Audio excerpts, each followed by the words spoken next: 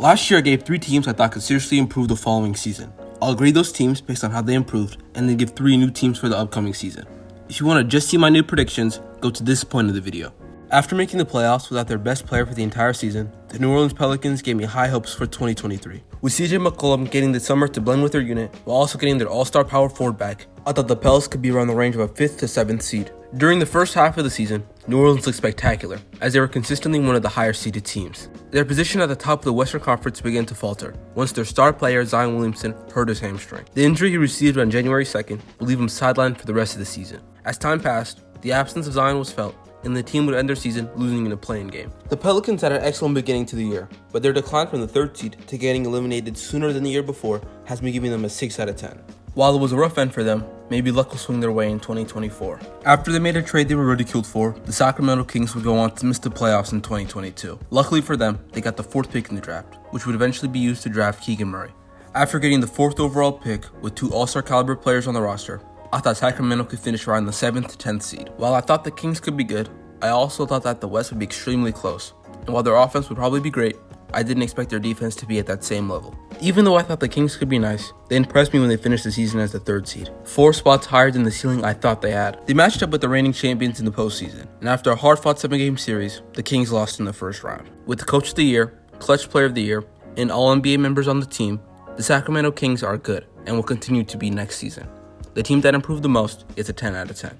Like the Kings, the Houston Rockets also got a high pick in the 2022 draft. With other teams in the West, like the Jazz and Spurs selling in the offseason, the addition of Jabari Smith Jr., and how Jalen Green played at the end of the season, I thought the Rockets could finish in the 11 to 13 range. In actuality, the Rockets won 2 more games. While Houston had a rough 2023 season, maybe the new additions they made will help them take the leap I thought they could make. While some players like Sengun did take steps in their games, I'm giving the Houston Rockets a 2 out of 10. When looking at teams that can improve in 2024, one of the first teams to come to mind are the OKC Thunder. The biggest change for the Thunder next year is the addition of Chet Holmgren. After missing his entire first year due to injury, the 2nd overall pick will add defense and size to the roster.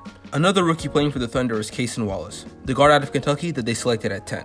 As I've said plenty of times on this channel, I don't follow college basketball closely, but what I do know is that Wallace will be able to add some more 3-point shooting to the offense. When you look at their roster, plenty of their core players like Josh Giddey or Jalen Williams can have their best season so far in their careers. The Thunder are the 2nd youngest team in the league with a core that only added this offseason.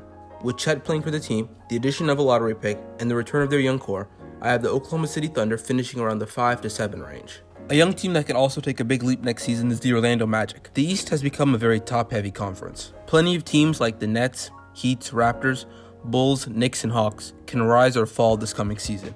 If some of the top teams in the Eastern Conference do end up falling, that can create an opportunity for the Magic to climb up the rankings. One of the biggest weaknesses for the Magic last year was their 3-point shooting, but adding 2 shooters in rookie Jet Howard and veteran Joe Ingles can seriously help the team become much more effective from beyond the arc. Howard wasn't the only rookie added to the team this offseason, as the 6th pick in the draft, Anthony Black, brings playmaking and defense to the roster. What I'm most excited to see regarding the Magic is the progression of this unit. From Paolo Banchero to Markelle Fultz, a bunch of players on this roster can take the next step in their games. After adding some shooters, a couple of rookies, and with plenty of potential, I believe the Orlando Magic can finish next season around 6th to 10th in the standings. Another team in the East that can improve is the Indiana Pacers. Also benefiting from a top-heavy conference, the Pacers had one of my favorite off-seasons so far. They were able to re-sign their all-star to a 5-year extension, traded for a young lob threat Nobi Toppin, and signed NBA champion Bruce Brown in free agency. Not to mention Jarris Walker, the 6'8" power forward they drafted who could help Indiana improve on defense. When looking at where they finished in the standings, being 11th in the East isn't entirely accurate to how good they were last season. Before they lost Tyrese Halliburton to injury, they were the 6th seed with one of the leading candidates for Rookie of the Year.